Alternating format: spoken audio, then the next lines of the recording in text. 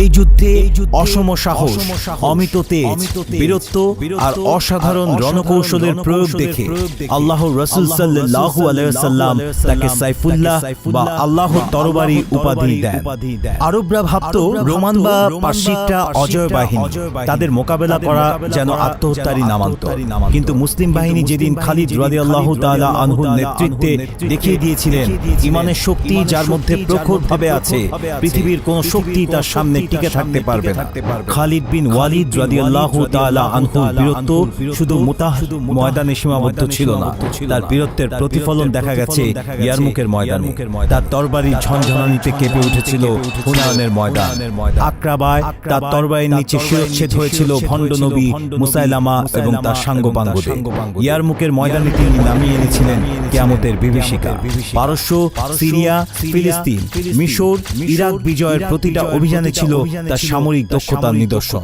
খালিদ রাদিয়াল্লাহু তাআলা আনহুর জন্ম হয়েছিল যুদ্ধ ও বিজয়ের জন্য, যেন আল্লাহ পাক তাকে সব রকমের সামরিক গুণাবলী দিয়ে সৃষ্টি করেছেন। তার সমরাস্ত্রের জ্ঞান, যুদ্ধনীতি, যুদ্ধ পরিচালনা কৌশল, যুদ্ধের ময়দান ও তার আশপাশ এলাকা সম্পর্কে পূর্ব ধারণা লাভ, শত্রুদের পর্যবেক্ষণের ক্ষমতা, গুপ্তচর বা স্কাউটদের বিচক্ষণতার মাধ্যমে প্রতিষ্ঠিত করা সহ যুদ্ধ জয়ের অভূতপূর্ব সকল কৌশল ও প্রয়োজনীয় যোগ্যতাসমূহ তাকে করেছিল দুনিয়ার সর্বোচ্চ জেনারেলের আসনে অধিষ্ঠিত।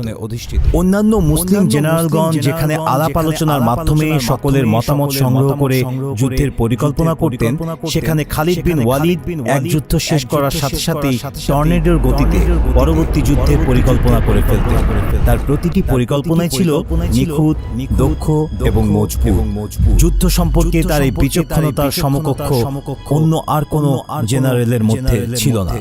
আবু ওবায়দা, ইকরামা বিন আবু জাহেল, মুয়াবিয়া বিন আবু সুফিয়ান, জুবাইর রাদিয়াল্লাহু তাআলা আনহু, বদর, উহুদের সাহাবীগণ সহ তখনকার সময়ের অনেক বিখ্যাত সাহাবীদের খালিদ বিন ওয়ালিদ রাদিয়াল্লাহু তাআলা আনহুর নেতৃত্বে আল্লাহ সুবহানাহু ওয়া তাআলার যুদ্ধের ময়দানে শরীক করেছিলেন, যাদের অন্তরের দৃঢ়তা ছিল মানব ইতিহাসের সবচেয়ে উঁচুতে।